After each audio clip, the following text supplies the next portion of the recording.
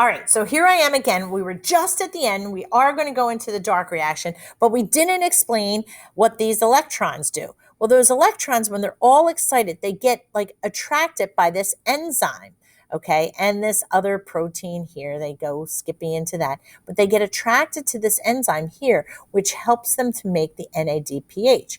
The NADP plus the hydrogen ions that are actually being spewed out here come way over to here and hook up with that with the help of these electrons to make this compound NADPH. And that, along with the ATP, is going to head over to the Calvin cycle, or the dark side, I like to call it. So light reaction, one more time, its main purpose was to make this NADPH and ATP. How did it make those? Well, the excited electrons, when skippy-da-doo-da, excited, eventually got attracted here to help connect these two things. What are these two things? Well, this is just in there. It's already in there. It's a substrate that's in there, and we just have to attach that hydrogen on. Oxygen got spewed out as a waste, and you can even write waste next to this if you want. And the hydrogen ions just build up, diffuse through the ATP synthetase to make ATP. Now, those hydrogen ions come around here, hook up with the excited electrons and the NADP to make NADPH. Voila, we go to the dark cycle. Okay, now the dark cycle, hopefully I won't take too long on this cycle. Let me turn it this way. And remember, I always say dark reaction, okay, the dark side, okay, it's just old school.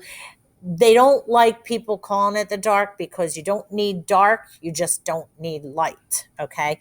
And they like to name it after the guy, Mr. Calvin. I can't remember his name. I think it's a funny name, like Melvin Calvin, something like that. Mr. Calvin actually discovered this cycle, and it's really best to name it after him. I mean, after all.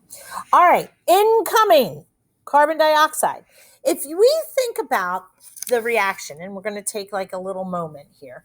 We think about the reaction of photosynthesis. We say we have carbon dioxide plus water, okay, with the help of the sun. We'll put the sun here, is going to eventually make C6H12O6, which is sugars or glucose, and release oxygen as a waste. Well, we've accounted for the water. Remember, water was split into those three things, and we've already accounted for the oxygen. It was just released as a waste, right? But we haven't accounted for the most important thing, is the glucose, and we haven't accounted for the carbon dioxide. Well, now comes the carbon dioxide. So incoming carbon dioxide, because plants take in carbon dioxide.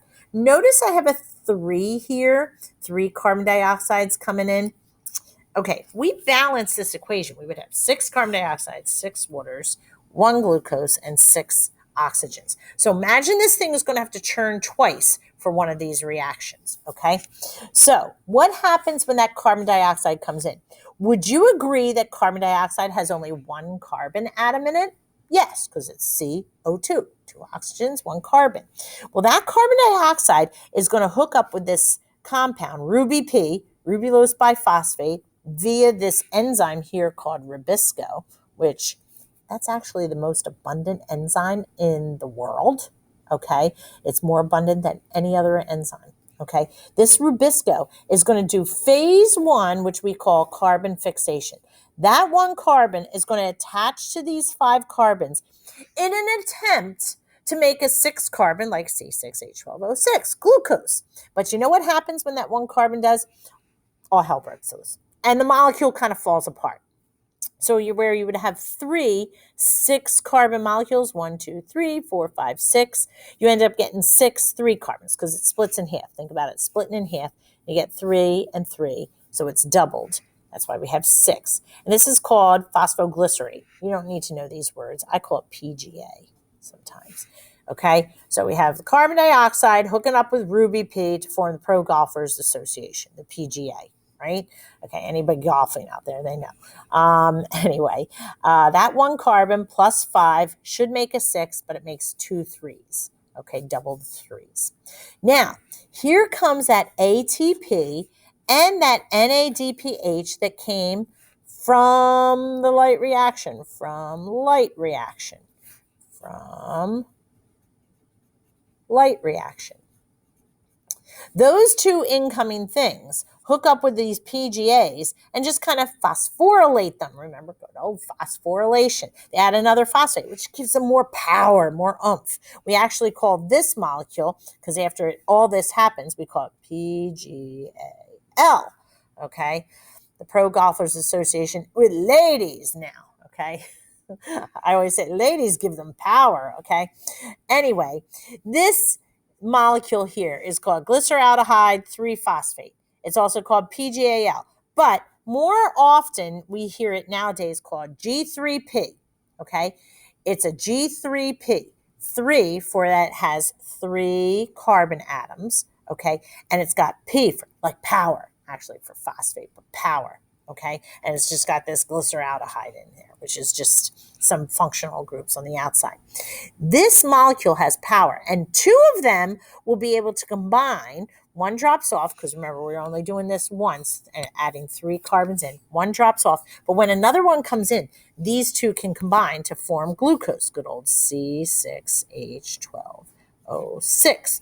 So when 2 of them, 2 times, they will form a glucose molecule. So we churn this around twice. We'll get one coming out and the next one coming out, and we'll get 1 molecule of glucose. That's why we need actually 6 of these to make 1 molecule.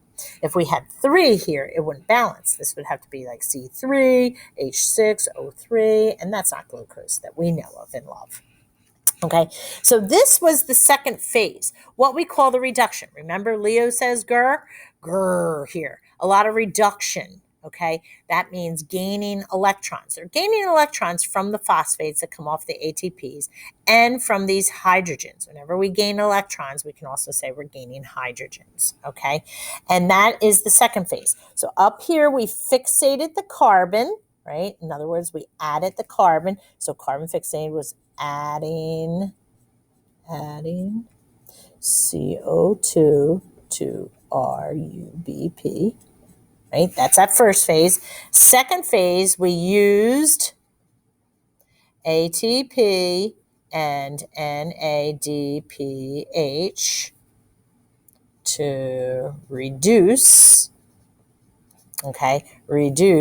change it to PGAL, which gave it power, okay?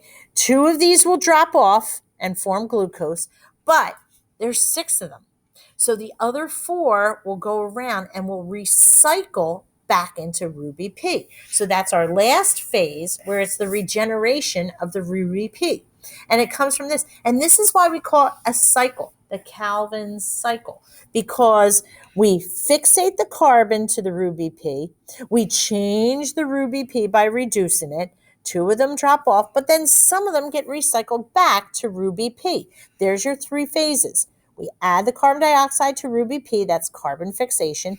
We use the ATP and NADPH from the light reaction to reduce it. Then 2 of them drop off to form glucose, because it's going around twice.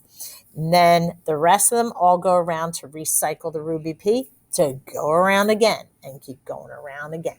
And that's the dark reaction. And the whole purpose of this was to form this glucose. And now we've accounted for the glucose. And by the way, we also accounted for the carbon dioxide. So if you look at the main equation of photosynthesis, have we accounted for the use of sun, water, and carbon dioxide? Yes, the sun was used to energize those electrons and also split the water. Have we accounted for the water? Yes, it was used to split into electrons and hydrogen ions and oxygen. Have we counted for the carbon dioxide? Yes, it was used to fixate, okay, to add to that RuBP. Have we accounted for the glucose? Yes, we've accounted for the glucose. Once this churns around twice, we can get a glucose molecule. And have we accounted for the oxygen? Did we? Yes, that was over in the light reaction. I'm going to show you again. Right here where the oxygen, that was one of the first things that actually happened. Okay, that oxygen spewed off as like a waste product. So there's the light and the dark reaction, or the light and the Calvin cycle for photosynthesis, okay? Some of you have done this before in first-year biology. It might be a little bit more detailed, okay? But that's okay. We can take it up a notch, and hopefully you're good with that, all right? And that was a shorter video, too. There we go. Bye.